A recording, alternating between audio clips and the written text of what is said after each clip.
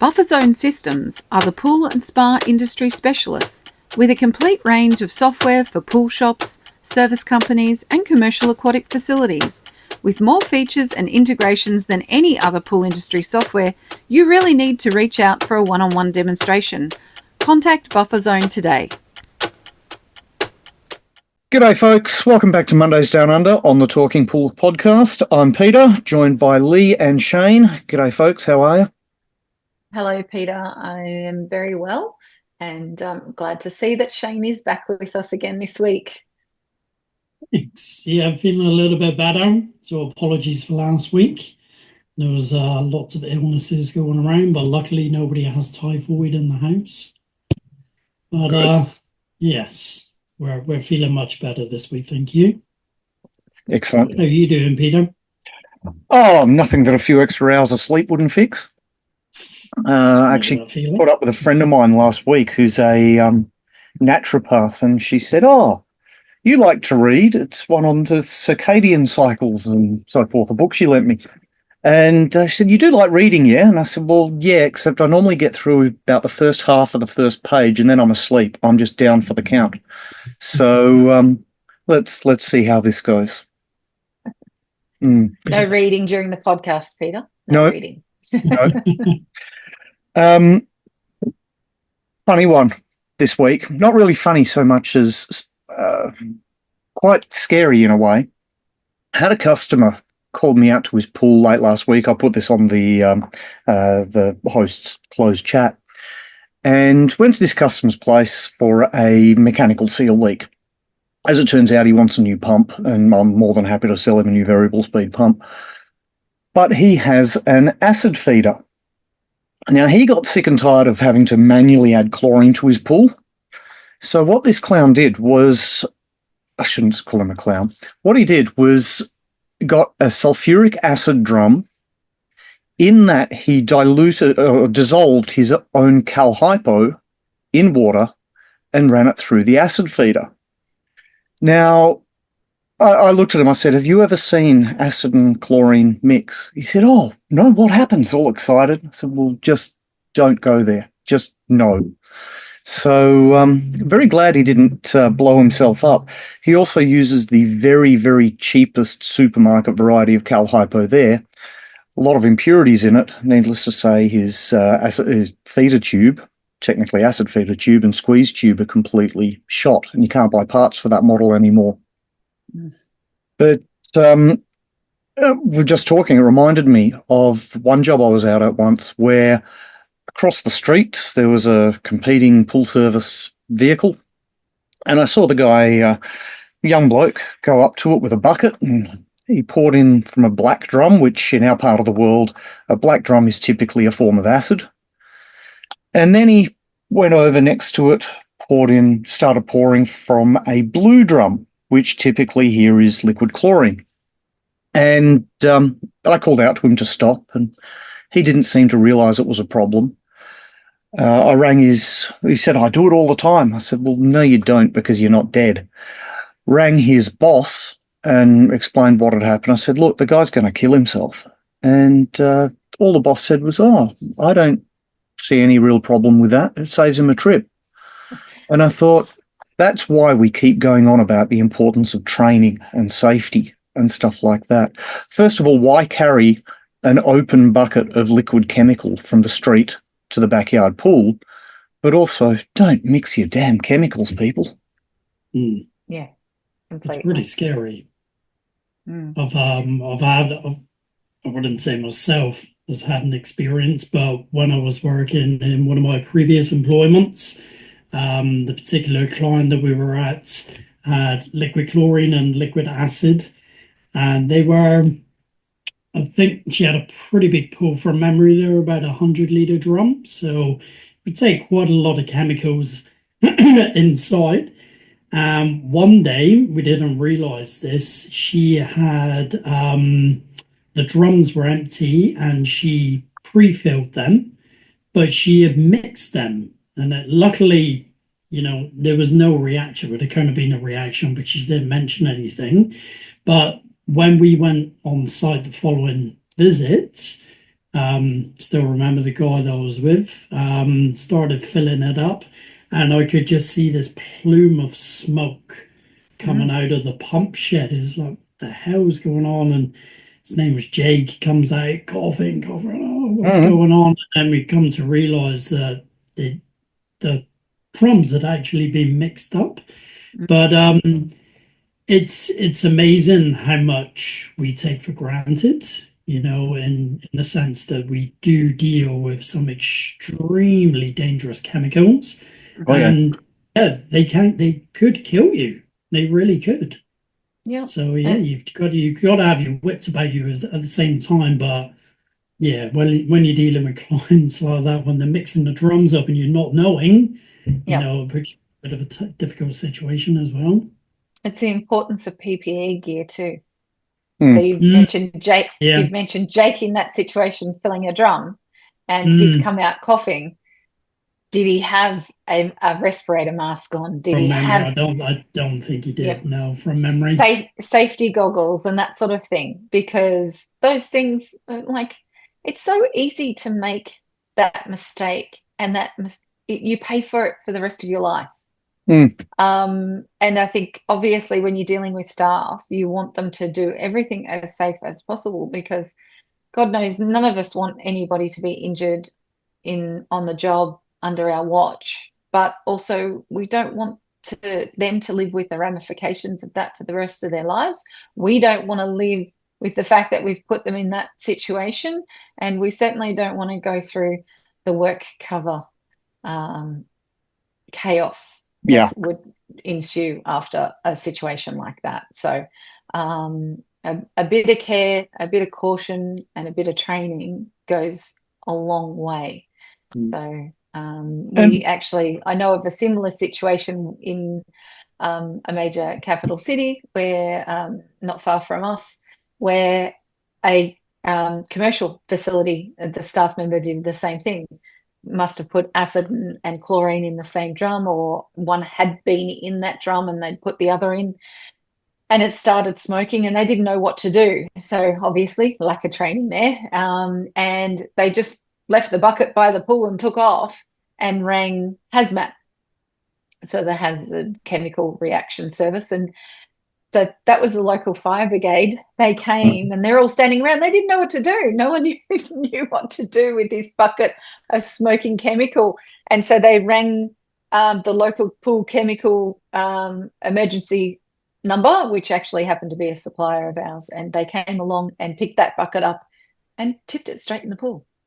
Yeah. And everybody sort of looked at them and went, "What are you doing?" And he went, "Well, that's where it was going, and I've just diffused the whole situation." So problem solved. That makes sense. And yet they got to the third person before they actually knew how to react to the situation, and it could have simply been handled right from the get-go with the proper training and awareness. Was that 2018 or thereabouts?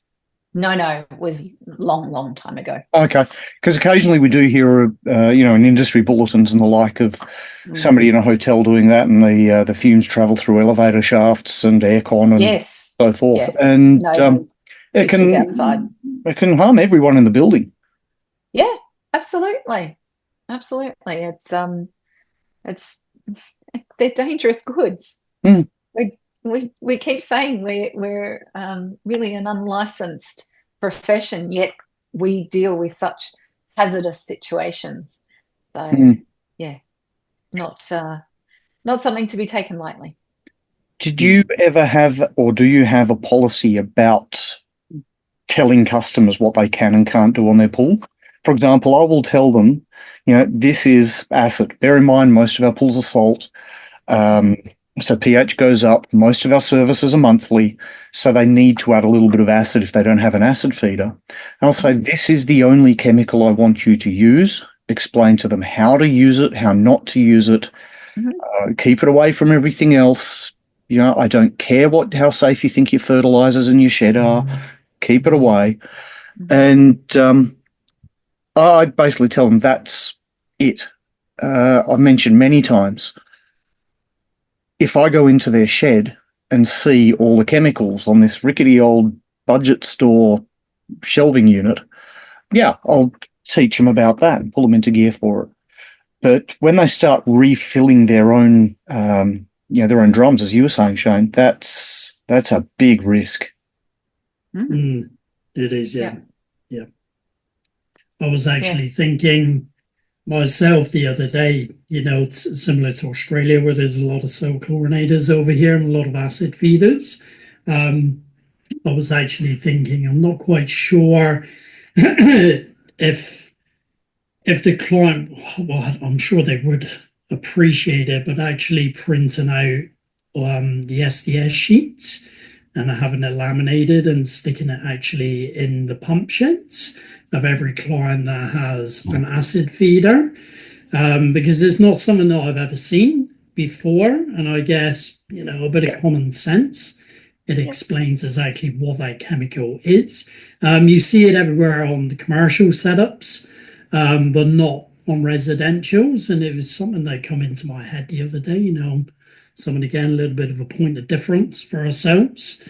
At least we can highlight what chemical it is, and they've got all the information on hand if there is an issue going forward.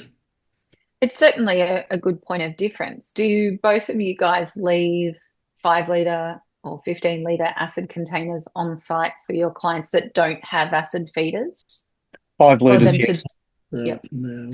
So with the last couple of businesses that I worked with in Queensland, they do that with their regular service clients. They actually leave, they will sell the client a 5 litre acid container or a 15 litre acid container, and that's left on site. And then they use that. So the client pays, obviously, for the whole container, and then they use that as part of their service. So on the invoice it says add 2 litres of client's acid.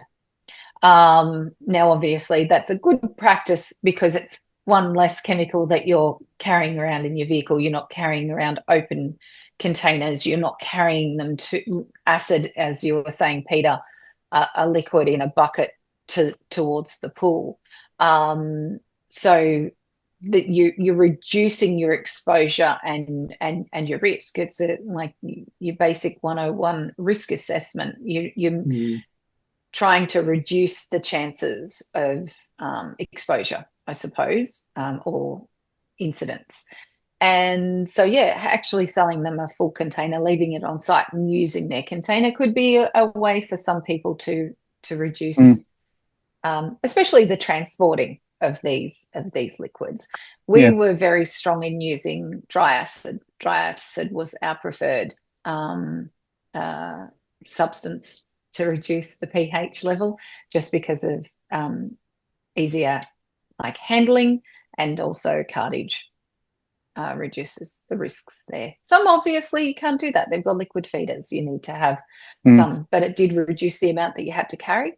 It reduced the staff's exposure to the liquids as well. So, worth considering.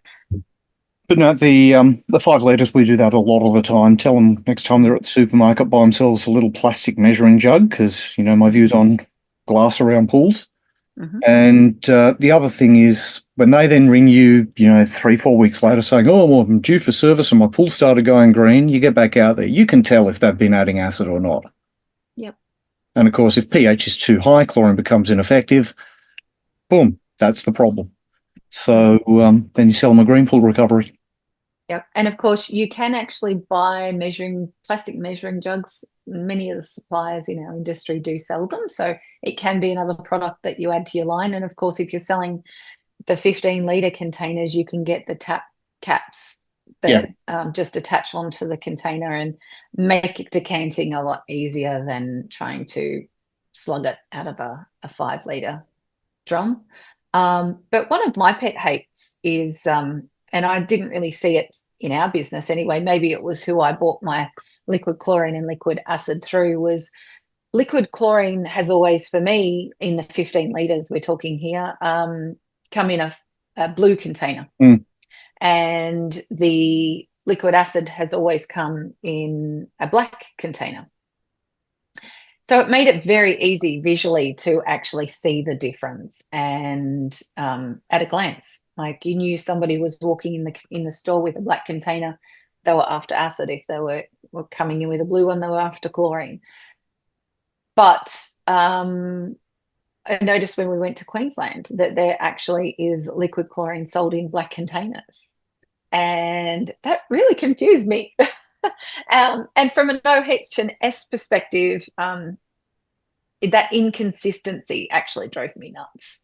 So I don't know about you guys. So, but I agree completely. Color code it to the chemical. It's not a difficult thing for them to do, and it standardizes something. It may prevent an injury or accident from happening one day.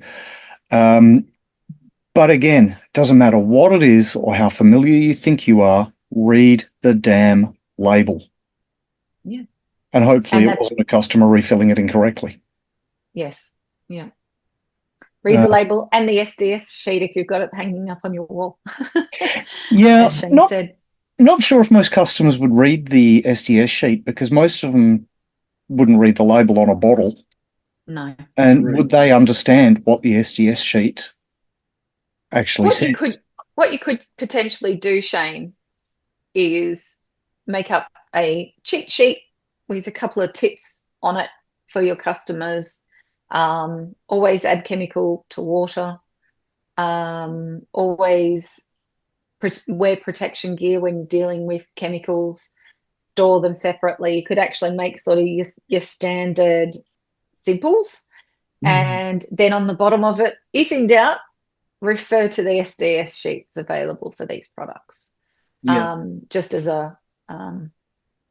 I suppose, a extra bit of information and self-protection for you, the information you're giving them. But that there would be nothing wrong with that information if you just gave them the basics, and put that up as a little warning sheet on their wall.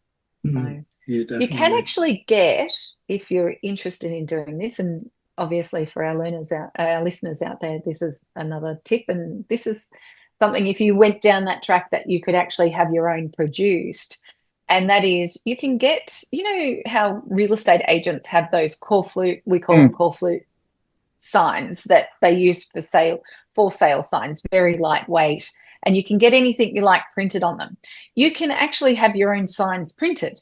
So we actually had New South Wales Health had some laws around, or not laws, but let's say suggestions, advice around safe swimming in commercial pools. So it was about, don't swim if you've had diarrhea within the last 10 days or whatever it was, and babies went to swim without aqua nappies, and those sort of simple things. It was quite a colourful chart. We actually had that printed onto a call flute for the commercials, and we sold them.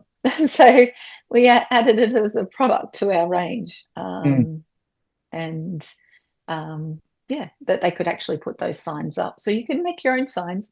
You could actually logo it, put pucker pools on it, and have a safe chemical handling little sign that you put up in each of their you're selling it, Lee.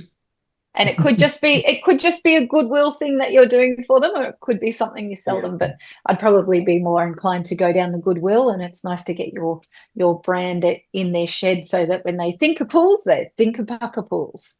You can imagine how I would have a sign made for myself to give to customers like that. You know, rules for safe handling of chemicals. Number 1, don't. That's it. One rule. Just don't mess with it if you're not trained. Too much can go wrong. Yeah. Yep. But now I'm actually going to make that. I know a sign writer very well. I might get him to make some of those up. If in doubt, don't. You've inspired me. I did get a message. We did get a message from a listener. Woohoo. Who listened to our podcast the other week on virtual assistants. So Matt Renshaw from Gippsland Pool Services in Victoria. Hello, Matt. Thank you. He's a long-term listener. And Matt reached out and let me know that he actually has had a virtual assistant. He would not know what he would do without them. They just accept his calls. He is a one-man band. I think he actually may have an offsider now, but the one he recommended, he said he's tried a couple over the years, and the one that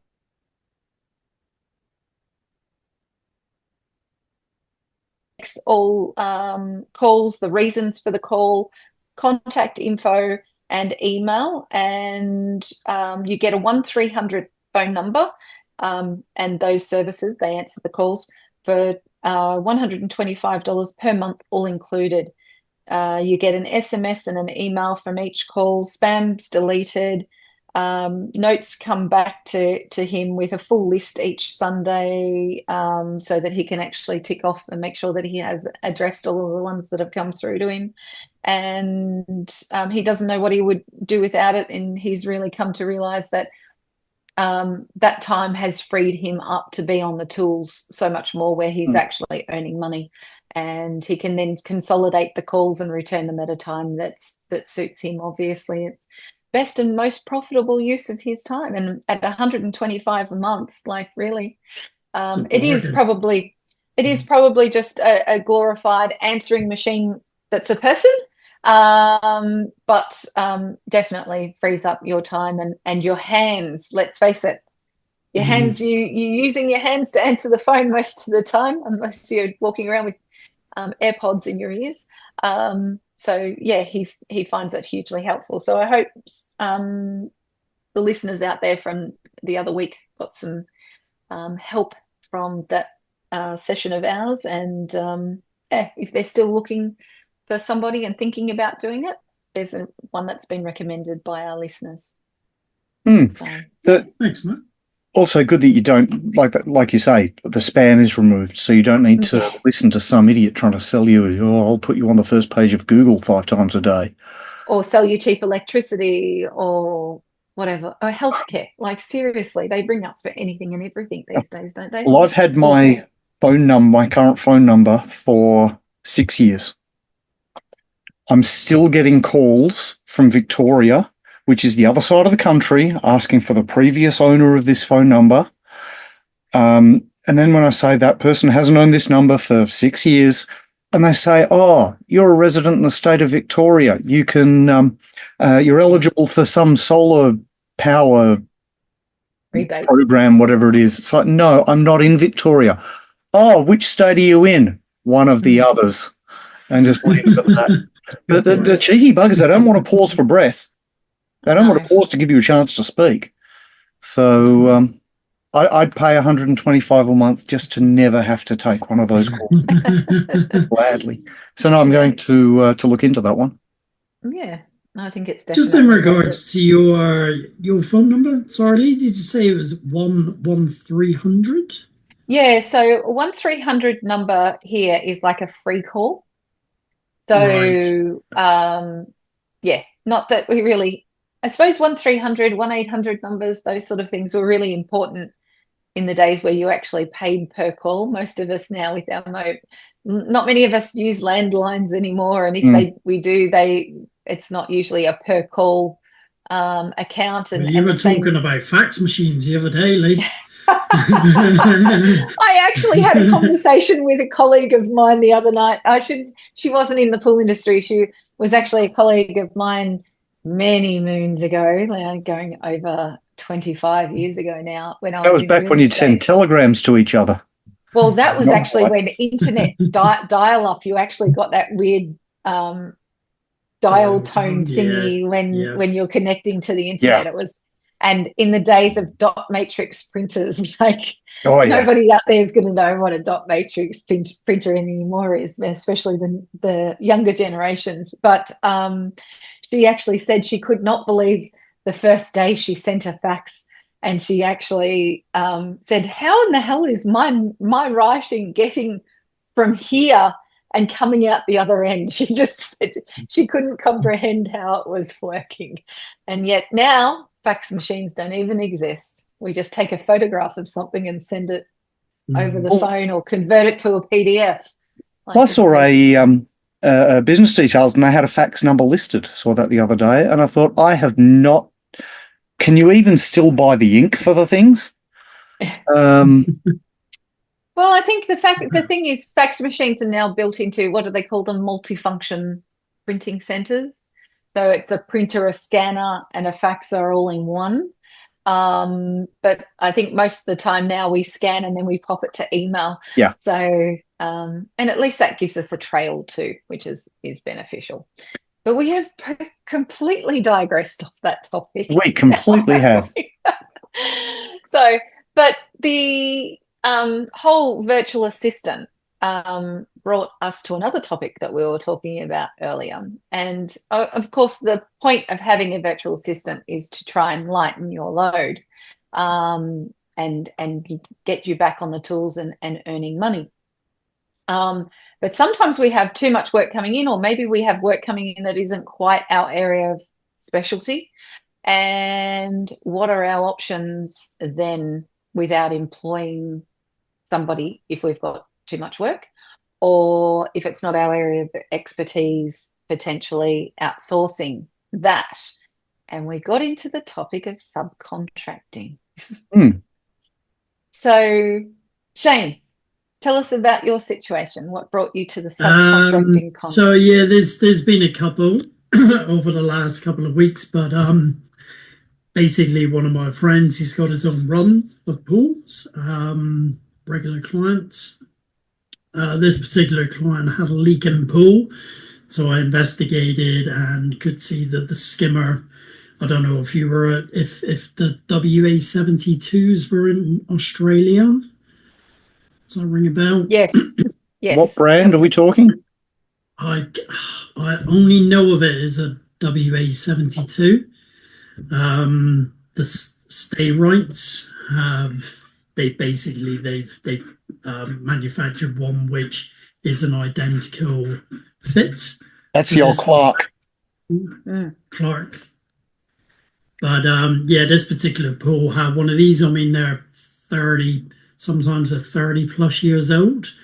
So they've done well, but this one had epoxy on epoxy on epoxy. And it was just, yeah, this skimmer needed to be replaced. Now, yeah, it's the start of our season. Things are really kicking off. So we need, especially myself, need to start thinking more smarter, working smarter and not harder. So I'm sure you've replaced the skimmer in the past, Peter. You know, on a concrete pool or on a fiberglass pool, it can be quite time consuming. And there's a bit of an art to it as well. So for myself, it's not something that I really want to delve into too much, especially this time of year. So having that option of somebody that's reliable, that does a really good job, that you can trust, surely it's better in that sense, working smarter and not harder, to subcontract it out. You know, the job still goes through you. And yeah, we had another one today. So in all, there's about another 3 coming up. So we need to get the ball rolling on these, and yeah, we just don't have time to do it ourselves. So I think in that sense, for ourselves, subcontracting these jobs out, again, as long as you can trust that person, it's a no-brainer at the end of the day.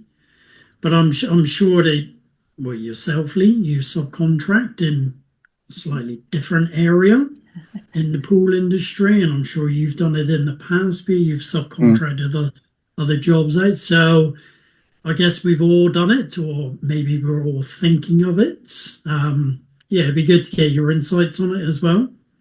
Well, I think from my perspective, from my opinion, if it's not an area of your expertise, then it's certainly something, like, if you don't know how to do it, don't try. Yeah, like 100%.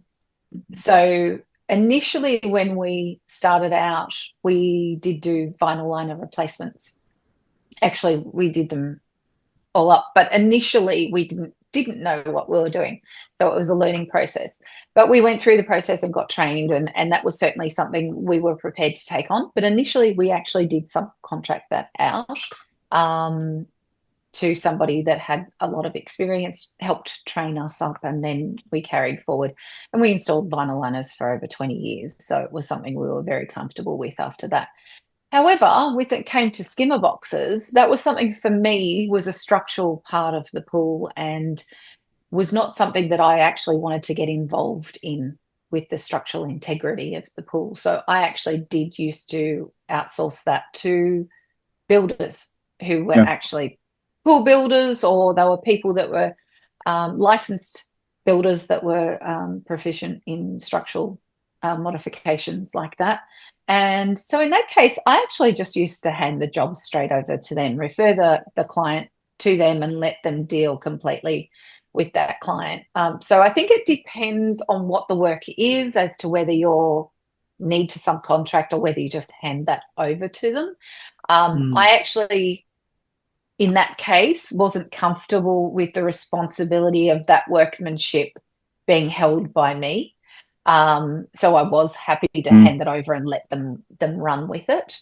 But I can see the benefit of potentially sharing workload. So if you know another pool service technician, you've got too much on, or maybe you want to have a holiday and you want them to fill in for you, something like that, yes, you would want to subcontract that because you want that customer to retain that loyalty to you. Now, how do you go about it without them stealing your customers? And I think they do this quite well, or they seem to do it quite well in the US. I do see from time to time posts on the Talking Pools and in the other groups that are on Facebook where people tend to share workloads, or if staff are sick, they fill in for each other, sort of thing.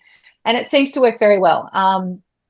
But yes, I would be concerned about potentially a couple of issues. One, losing that client to that person. Were they going to poach my customers? Or two, them doing subpar work, or damaging their customers' equipment, or damaging the customers' pool surround. Let's say they spilled acid on their lovely travertine tiles around the pool. That could be a really big issue. So you would need to, in that case, have a contract, a subcontractor's contract that they would sign to say that they wouldn't poach your clients, that they wouldn't directly contact them to solicit for work, that any mistakes or damage incurred in their carrying out of their work, that they would be responsible for, those sort of things. And this would be a contract that you would actually have to have properly and drawn up by somebody with a legal background. That would be my recommendation. But I can see the benefit. And if you can arrange a mutually beneficial situation, if you've got somebody that you have high regard for the quality of their work, and you respect them and trust them, and you want to have that as a reciprocal service, you help them out, they help you out, sort of thing, then that's something you could easily set up with that sort of contract. Now, with what I do, I suppose in a way, is that we do have all our own insurances. So for those out there who don't already know, when I'm not at home, I'm traveling around in our caravan, and we do what we call pool temps. And so it's temporary relief for pool shops, whether you've got a staff shortage, or whether you've got, or you want to have a well-earned break. God knows most of us around in this industry are husband and wife teams, and it's very hard for them to get away. So we do have just a very basic contract that says we have all our own insurances, that we're fully licensed, we're not going to poach, and we also have a confidentiality clause, because I'm often dealing with clients' databases and their financial figures and that sort of thing. So I do that just to show my integrity as a business owner. But yes, we have public liability, public indemnity insurance, professional indemnity insurance. Professional indemnity. public liability and work work cover, Workers' compensation. Insurance. Yes. Yeah. Thank you, Peter. Welcome. And so it's important to have all of those things in place because as a subcontractor, and that's in Australia, and I don't know if it's different to New Zealand, it's probably completely different in the US. In Australia, if you're a subcontractor, you are a business within yourself. You have your own Australian business number, so your own ABN. You pay your own GST. You pay your own superannuation. You pay your own workers' compensation insurances and all of the above. You aren't entitled to leave entitlements as a subcontractor. That's all factored into your price. So when we price to do pool temps for somebody, in our price we include our hourly rate, a casual which we've incorporated basically what we call a standard qualified pool technician's hourly rate. Then we add on to that a casual loading, as we do in Australia, 25%. Then we add on GST. We add on a small amount for superannuation and workers' compensation. So things that, as an employer, you would cover all of that for your staff over and above their hourly rate. It's exactly the same for us, and we factor it all into our price. Yeah. Subcontracting is also big here anyway in the pool construction, particularly fiberglass pools. Some of the companies will have subcontract molders, spraying the fiberglass and resin and all that in the factory. We always use subcontract earth moving and installation guys. So they'd be someone with a bobcat, excavator maybe. Something surprises a lot of people from the East Coast is a lot of our pool holes are dug just with a bobcat, a skid steer. The sand. Yeah, we've got a lot of rocky areas, clay areas where you do need an excavator, but a surprising number of them, for those on the East Coast, are dug here just with a bobcat. It's what I grew up with. It didn't surprise me. And then, of course, you call in the crane company and others, subcontract an electrician to hook up the power points for the equipment and whatnot. I've been approached by a few pool builders, especially fiberglass builders. Would I do their pool handovers, commissioning it, teaching the customer how to do it? I do know some guys who do that. I'm just not interested in doing that because so often you go out and do that and all you hear is people complaining about how bad the process of having a pool installed was. And yeah, I don't need to hear it. I'm not with that company. I'm subcontract. And I can actually make more money going out getting my own customers rather than doing it subcontract to a pool builder. But the ones I subcontract are skimmer boxes for concrete or vinyl. I was a fiberglass pool builder. I've got no problem changing out a fiberglass skimmer box normally. If it's the old ones from, I guess it was the early 90s or before, the old potty skimmers that were molded fiberglass, yeah, then I'll subcontract them out or preferably just pass them straight on cleanly to a company here. All they do is skimmer box replacements. That is the entirety of their business. Leak detection is another one I'll subcontract out because I'm just not set up for it. And the other when one, you say subcontract, do you actually just hand that job straight over to them, or do they bill you and then you? They bill me. I make a small margin on that. Sometimes not so small, but yeah, it's arranged through me. I get them to do the work on my behalf. Where with the molded fiberglass pools, with the fiberglass pools, with the molded skimmer box, them I just hand it straight over because they can be really tricky.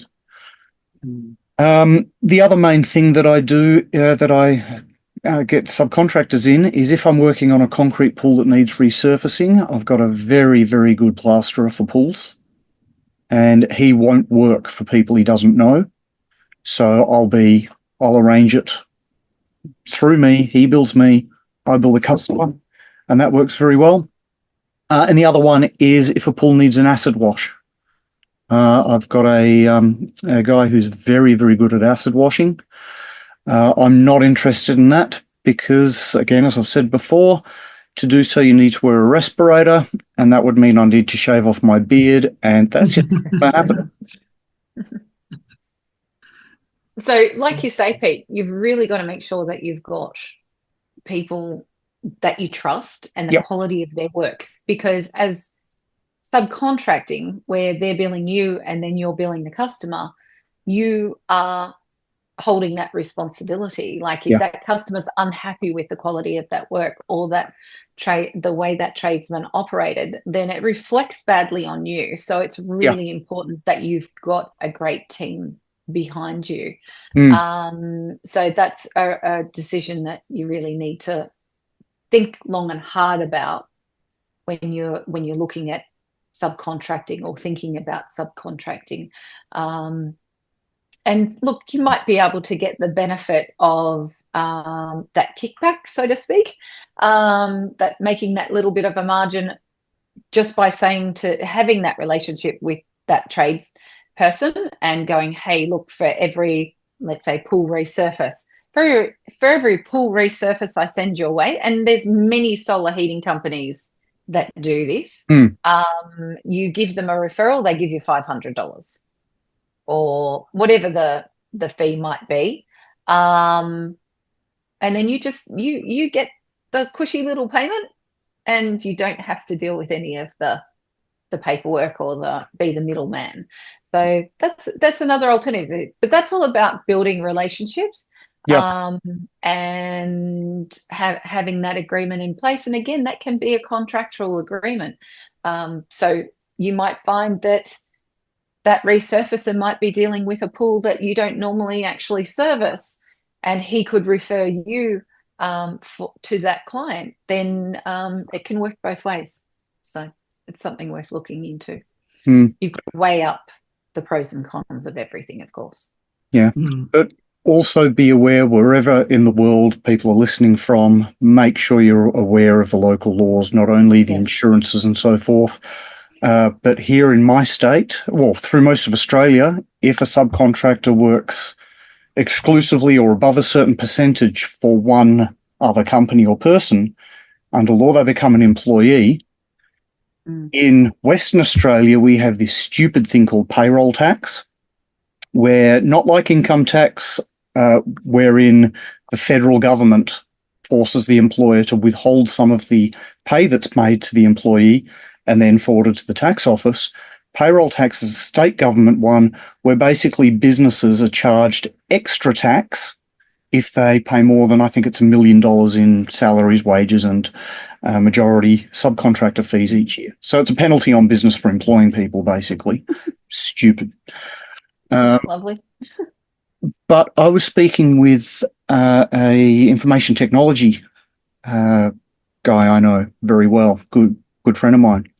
And he has a lot of his technical staff in the Philippines.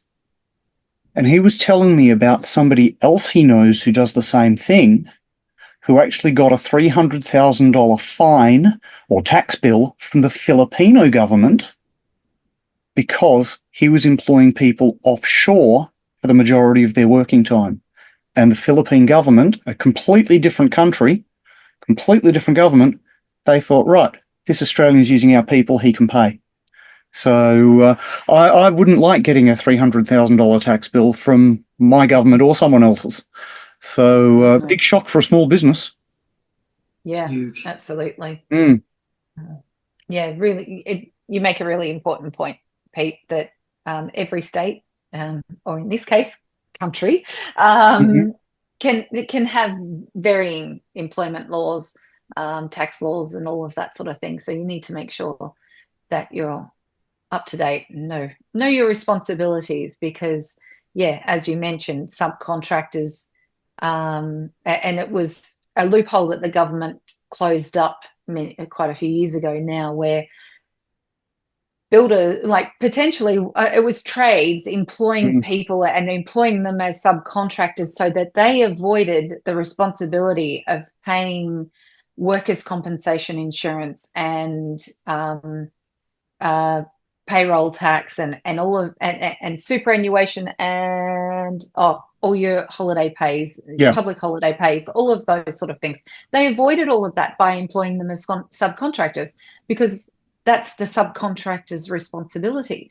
But in a lot of these cases, that subcontractor was really only working predominantly for one employer.